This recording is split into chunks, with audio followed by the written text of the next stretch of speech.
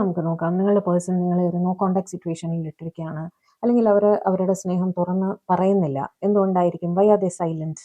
എന്തുകൊണ്ടാണ് നിങ്ങളെ കോൺടാക്ട് ചെയ്യാത്തത്? അല്ലെങ്കിൽ എന്തുകൊണ്ടാണ് അവരുടെ സ്നേഹം എക്സ്പ്രസ് ചെയ്യാത്തത് എന്ന് നോക്കിയാലോ നമുക്ക്.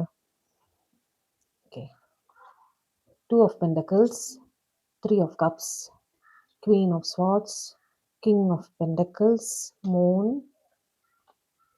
3 ഓഫ് പെൻഡക്കിൾസ്, ഹെയറോഫന്റ് കയ്യിൽ വന്നു, അതുകൊണ്ട് എടുക്കുന്നു, ടെമ്പറൻസ് ആൻഡ് 8 ഓഫ് സ്വാർഡ്സ്. സ്വയം റെസ്ട്രിക്റ്റ് ചെയ്ത് ഇരിക്കുകയാണ് കേട്ടോ. പറയാൻ ആഗ്രഹം ഉണ്ടെങ്കിലും പറയാതെ സ്വയം റെസ്ട്രിക്റ്റ് ചെയ്തിരിക്കുകയാണ്.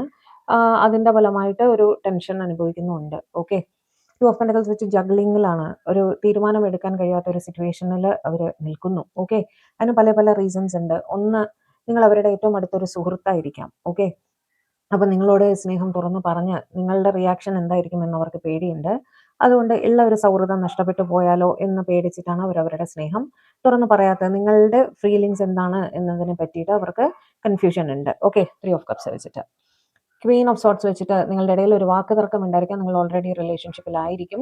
നിങ്ങളെ നോ കോൺടാക്ട് സിറ്റുവേഷനിൽ നിങ്ങളുടെ പേഴ്സൺ ഇട്ടിട്ടുണ്ടെങ്കിൽ അതിൻ്റെ റീസൺ അവർക്ക് അവരുടെ ഈഗോ ഇഷ്യൂ ആണ്. താണു തരാൻ അവർക്ക് സാധിക്കില്ല. ഓക്കെ, ഒരു സോറിയൊക്കെ പറയുന്നത് അവരെ കൊല്ലുന്ന പോലെയാണ്. അതുകൊണ്ട് അവർ പറയില്ല എന്നുള്ള വാശി പിടിച്ച് ഇരിക്കുന്നതായിട്ടും കാണുന്നു ചിലരുടെ വ്യക്തി കേട്ടോ.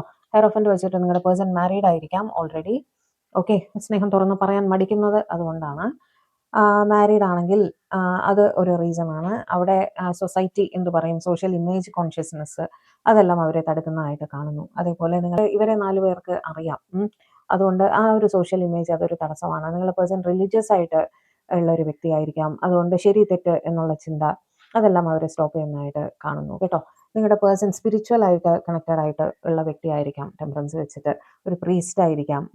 അതായത് സമൂഹത്തിന് നിങ്ങളുടെ റിലേഷൻഷിപ്പ് അക്സെപ്റ്റ് ചെയ്യാൻ ബുദ്ധിമുട്ടായിരിക്കും. അത് അവർ പേടിച്ചിട്ട് തന്നെയാണ് അവർ നിങ്ങളുടെ അടുത്ത് അവരുടെ സ്നേഹം വെളിപ്പെടുത്താത്തത് കേട്ടോ.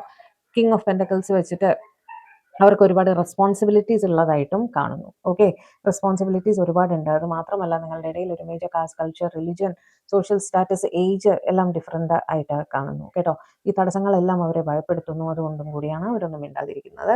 എന്ത് തന്നെയായാലും നിങ്ങളെ വളരെയധികം മിസ് ചെയ്യുന്നുണ്ട്. ഇൻസെക്യൂരിറ്റി ഫീൽ ചെയ്യുന്നു.